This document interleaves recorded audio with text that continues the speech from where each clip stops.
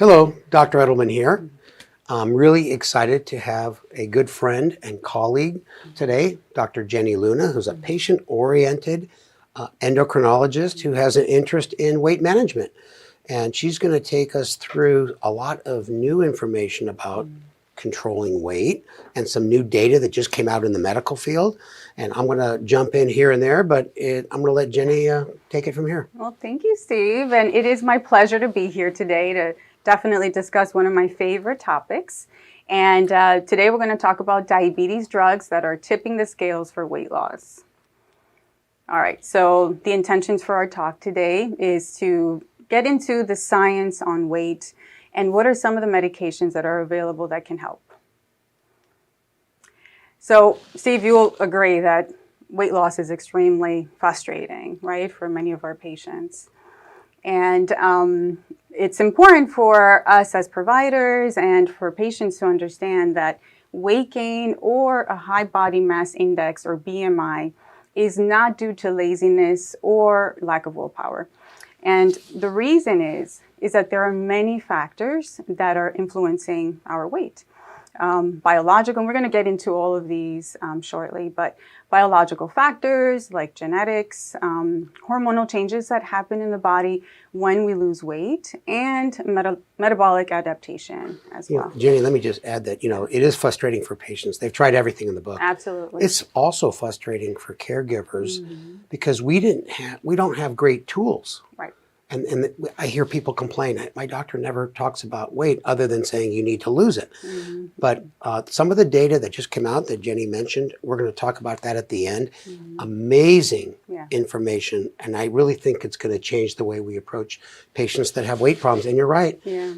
They get called lazy, but it's such a genetic issue. Right, right, absolutely. And, it's important to understand because then only if we understand it can we address it appropriately. So genetics, we can't choose our family, unfortunately. And there are 97 different regions of the human genome that are directly associated with increased body mass index. So if mom or dad is struggling with weight, then that puts us at risk to have the same struggles as well. It's always our parents' fault. So yeah, it is. That's it. It's just mom and dad. And it's no surprise that as we get older, it's much more difficult to lose weight. So why? And as you can see here on this curve, after the age of 20, it's so much easier to gain weight. Our metabolic rate decreases, or the ability for us to actually burn calories decreases with time. And women, as you can see, we are always ahead of the game, even in this scenario here, where it's harder for us females to lose weight when tackling this issue. And then you add on menopause. Yes, yes. I don't think there's a woman on this earth that doesn't have problems maintaining her weight once they reach menopause. Yeah, absolutely. That is definitely a huge challenge for us women, where after menopause, it's so much more difficult to lose weight and to keep it off as well. Perfect. So one of my kind of very, very favorite topics too is the microbiome. We are now aware that our gut flora, or the microbiome, is actually even labeled as our second brain. We have more bacterial cells than human cells, and they all live pretty much in our intestine. And they play a very important role in our health and also our weight. And the food that we eat actually has a huge influence on the bacteria that's growing in the gut. So depending on the population of these bacteria, there could be bacteria that can promote weight gain versus some can cause weight loss. So it's a very interesting topic, which, again, putting another factor that will make it difficult for patients to lose weight. Jenny, when I read the slide, I said, I thought of the phrase, the way to a man's heart is through his stomach. And that, it's our second brain. Yes. But Well, Yeah. the other question I had for you, and I mentioned that earlier before we started, was, you know, that the probiotic is a big market.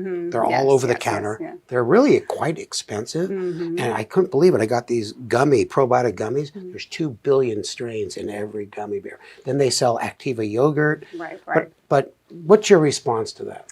So the problem with many of the probiotics is that we're not 100% sure that what's in those pills is exactly what's being sold. So the best way to do that is to introduce foods that can actually lead to your own bacteria to grow, or the good microbiome. And that's pretty much all your plant foods or foods high in fiber. So that's your fruits, your vegetables, your whole grains. These are foods that are high in fiber, and actually the bacteria of the gut feed off of this, release short-chain fatty acids, which have anti-inflammatory properties. So again, you're kind of working with your body, giving it what it needs to replicate on its own. I love that. And you called it prebiotics. Right, right. Yeah, just pick the right foods. Exactly, exactly. Cool. Yeah. So, and lifestyle, of course. With this past year and being in quarantine, I think we can all agree how easy it is to gain weight when we're stuck at home and, you know, we weren't walking, let's say, to work or walking to our vehicles. All of those steps count. So the lack of physical activity definitely contributes to weight gain. Important too is the food that we eat. So foods that are very palatable, like highly processed foods, high in sugar, fat, carbs. These foods tend to trigger a space in our brain that's called the reward circuit, that's driven by dopamine. So that's the kind of like a loop that when we get stressed, then we think about these foods. We want to eat these foods to kind of feed the same circuit. For instance, when we're having a bad day and you look at that chocolate cake and it's all of a sudden winking at you because it looks like it is. So again, that reward circuit makes it very difficult sometimes to lose weight. And of course, stress and sleep.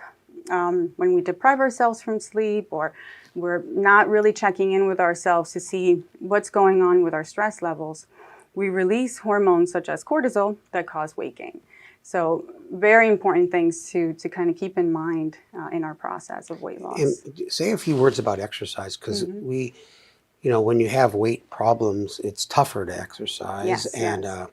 What kind of recommendations do you recommend for someone who's heavy and hard to get up and go sprint around the block? Right, right. And that's a great question. So there's something called non-exercise activity thermogenesis, or in short, it's called NEAT. So these are all the different activities that we do on a daily basis that doesn't include exercise. And this is what I usually tell patients, you know, instead of taking the elevator, maybe take the stairs, going for a walk with your pet or with your spouse or loved one, you know, parking the car further, the pool, walking in the pool, all these things that might not be classified as exercise, but do increase the kind of caloric burn throughout the day as well. Yeah, that makes perfect sense. Every little bit counts, for sure. Absolutely, yes. Excellent.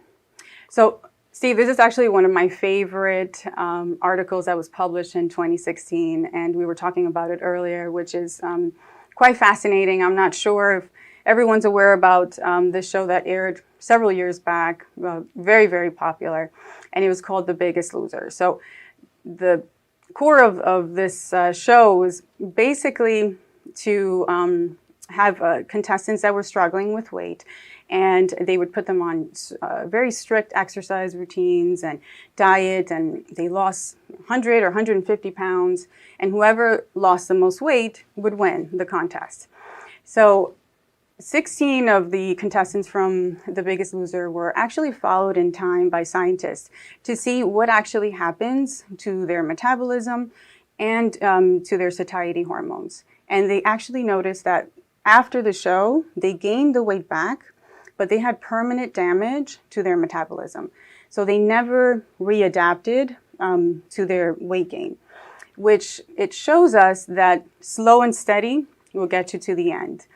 So this is where we recommend to our patients, you want to lose 1 to 2 pounds per week and not do those crash diets, which could end up harming us instead of actually causing more good. 1 to 2 pounds a week is a lot. Yeah. And, I always, any patient that I have that went on one of these weight loss programs, the faster they lose it, the faster they gain it back. Right. So it has to come with long-term changes. And that's also true when we're going to talk about some of these newer medications. Right, absolutely. And it's more of a lifestyle change and more of adapting to a new way of living.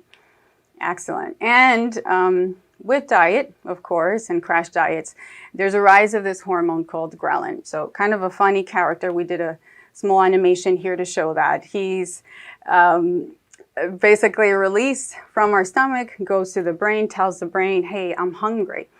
And when we're trying to crash diet, then this hunger hormone goes up, making it very, very difficult to maintain to those strict caloric restrictions. One of these days they're going to come up with an anti-ghrelin pill. But I've heard this hormone mentioned at major scientific meetings, and yeah, it's when people who have weight problems have higher levels. Right, absolutely, yeah. So like sleeve gastrectomy and the gastric bypass, research actually shows that they have less levels of ghrelin because the stomach is pretty much modified in a way that decreases the amount of this hormone in the bloodstream. So very, very interesting stuff. Okay, so the hormone, or the kind of the core of this talk, is this hormone called GLP-1, which we naturally make. It comes from our intestine, and it has multiple functions in our body, from going to the brain and telling the brain, hey, we're full, to going to the stomach and decreasing gastric emptying, to increasing insulin secretion, making our body more insulin sensitive. Definitely has cardioprotection and cardiovascular benefits, which we'll get into that shortly. So a very, very important hormone. And as we see here on this little animation, this little hormone goes again to the brain, travels up there, and pretty much just gives the message that we have enough storage, enough energy in our body, and that we could pretty much stop eating at that point. Yeah, it's an important distinction. Satiety versus appetite.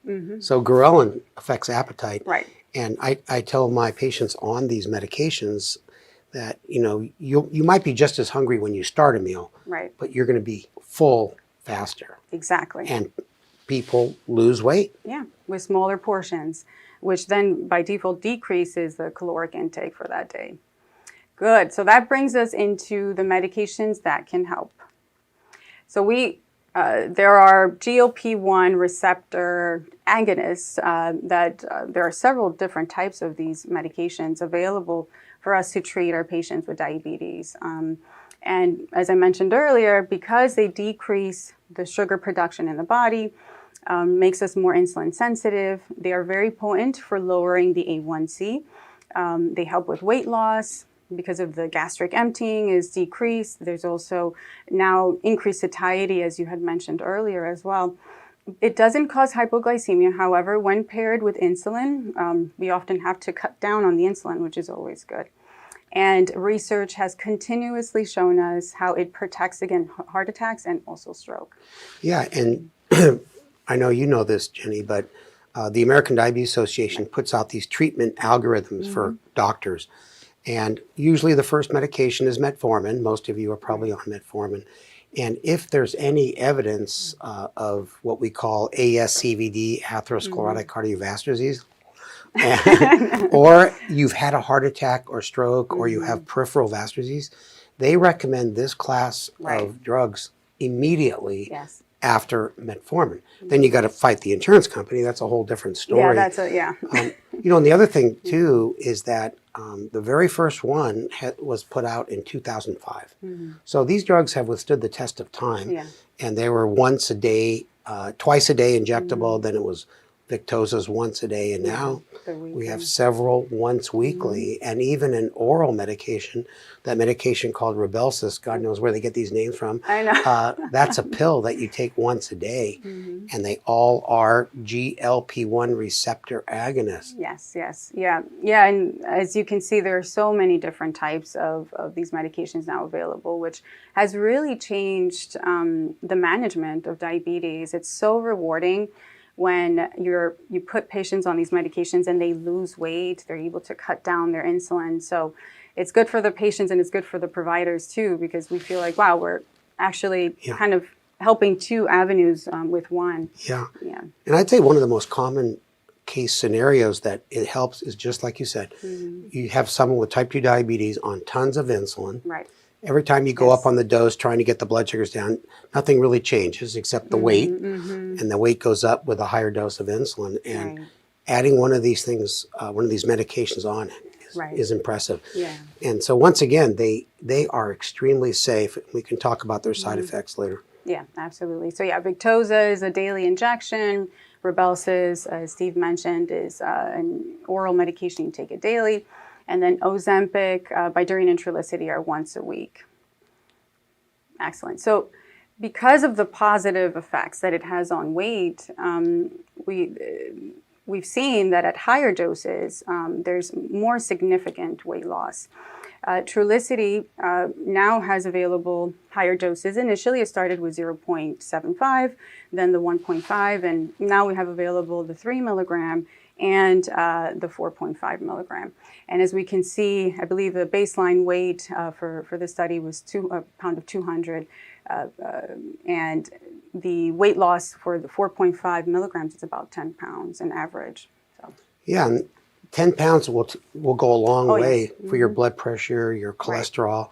You're feeling better, and that's average. Some people lose more. Yes. And you know, the main side effect to all these drugs is nausea. And we know that if you start low and go slow, you can your GI tract will adapt, and the nausea will go away. And I think it's the rare person who is so nauseated they cannot take it at all. Right. What's your experience there? I sometimes also, definitely slow and steady. They say about 4 weeks, but sometimes I'll stay with the lower dose for much longer, just to make sure they're fine, and then move on to the next step if needed. So yes, and this is on average. I mean, there are patients that lose much more as well, especially when they're pairing it with lifestyle changes. That's key. Yeah. Because, when you start losing weight, you feel better about everything, yourself, your joints, and you end up, I call that the reverse 22, that people, they don't get worse, they get better. Right. Yeah, and losing 5 to 10% of your body weight decreases your blood pressure, increases HDL, which is a good cholesterol, drops your triglycerides. So, it's even losing 5-10 pounds makes a huge change in the body and our health. So it's really good.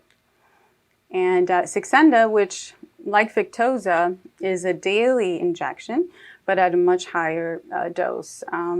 So this goes up to 3 milligrams. And again, we start slow and slowly increase the dose as well.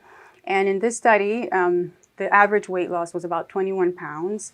As we can see, compared to placebo, patients with the placebo group, when they did diet and exercise, lost about 3.5% of their body weight, versus lifestyle, diet and physical activity plus Saxenda, patients had a 9.2% loss of weight. Yeah, and I'll just say one phrase about this whole FDA regulation. Saxenda is the same as Victoza, just higher doses, but because the FDA said the primary indication is for people who are quite heavy, then you need to call it a different name. It is confusing. So Victoza is basically Saxenda, and we have one more example to talk about that too. Yes. Excellent. So this is actually the new kid of the block, Wegovy. Like Ozempic, it's but much more higher dose. With patients that were started similar to Ozempic, we start at a lower dose at the 0.25 and then slowly increase to the max dose, which is 2.4 milligrams once a week. Very, very significant weight loss of about 14.9% when compared to the placebo group, which only did diet and physical activity, only lost 2.4%. So in summary, basically, if someone weighs 200 pounds before they start Wegovy, on average, they would lose about 30 pounds in 5 months, which is very, very good. Yeah, yeah, it's amazing. Now, the FDA considers 5% body weight loss appropriate to be classified as a weight loss drug. Right. So this is 15%. Yes. And the other thing too is if you notice in the small print, it takes 5 months to titrate to the highest dose. Exactly. For those of you on Ozempic, it's 1 milligram of Wegovy. So what do you say about trying to get this drug? Any tips or tricks? I've heard that the folks at Novo Nordisk are going to do their best to try to make it as accessible as possible. So you have to get your doctor on your side, and they have to fill out what we call a prior authorization, which we hate. Yeah, so, but we'll we'll do it for you. Yes. Yeah, it's tricky. The medication started, was released in June, and it's a process, but I mean, with this significant weight loss, I feel like with time it will be much easier. We have patients that do the sleeve gastrectomy and lose 30 pounds. So here we have a medication where they don't have to go under the knife and go for surgery. And there's data showing its safety, cardiovascular protection, because we have that with Ozempic.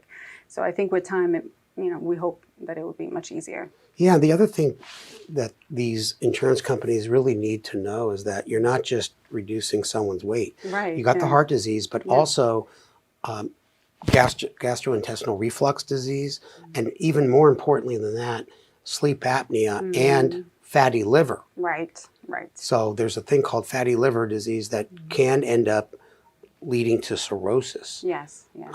And right now, the best treatment for fatty liver, which occurs in people with type 2, is weight loss. There's no fancy way to treat it. So the cost savings are tremendous, and lifestyle and your quality of life is invaluable. Right, exactly. And the body is like a machine of balance. When the body starts to lose weight, it starts to lose weight internally. So the visceral fat, or the fat around the organs like the liver and the heart, the body taps into that first. And unfortunately, patients don't see that on the scale, and they'll say, oh, I haven't lost any weight. But I tell them, do your pants feel looser? And they're like, yeah, absolutely, it does. And again, this is the body trying to balance things out for us. I never knew that. Yeah. Yes, yes. Well, explain what the fat around the organs is, because I think that's visceral fat is something that's more of a doctor topic. Right. So it's when we gain weight, everyone's built differently. And there are some people, let's say, that might gain more weight in the abdominal area. Some might gain more weight, let's say, in the lower kind of the lower end of the body, like the thighs. So with visceral fat, basically now the body starts to accumulate fat around the organs. So that's the heart and the liver, and also sometimes around the muscle. So that's at the core of type 2 diabetes, which, if we have mom or dad that has type 2 diabetes, and that also puts us at risk as well. And that visceral fat is very inflammatory. So the largest endocrine organ is actually fat. It's very much alive, and it releases inflammation that causes problems, to the heart, insulin resistance. So as soon as the body sees itself in the opportunity to be able to lose weight, then it starts to consume that fat for energy because of the caloric deficit. So it starts to use that fat as a source of energy. I think that's a great point, that you may not notice it. Right, exactly, yes. And then if you exercise, I know muscle weighs 2.5 times the fat. Right. So if you start building muscle, you're not going to, the scale may not drop, but you're probably going to feel better. Right. And fit into your clothes better. So yeah, yeah, it's a complicated topic. I didn't know obesity was the biggest organ. Fat, yeah, is the Fat. biggest. Yes. Sorry, Yeah, use yeah. that word. Yeah. Yeah. Yeah, fat is the largest endocrine organ. Yeah, it's quite fascinating, and just all the hormones actually come from this entity. So excellent. So take home messages, like we, pretty much hammered it multiple times, is initially to address your lifestyle. These factors we talked about: stress management, sleep, and physical activity, food. And GLP-1 receptor agonists have demonstrated cardiovascular disease benefit. They help lower glucose, but they also cause weight loss. And now at the higher doses of the GLP-1 agonists, we see significant weight loss when paired with lifestyle changes. Well, gosh, lecture by Dr. Luna today is starting off our weight management section on our video vault, along with lectures from really good dietitians that get it. Right. Thank you so much for coming on and sharing your knowledge with us. Well, thank you for having me. It was my pleasure. Now I can exhale as soon as we stop filming.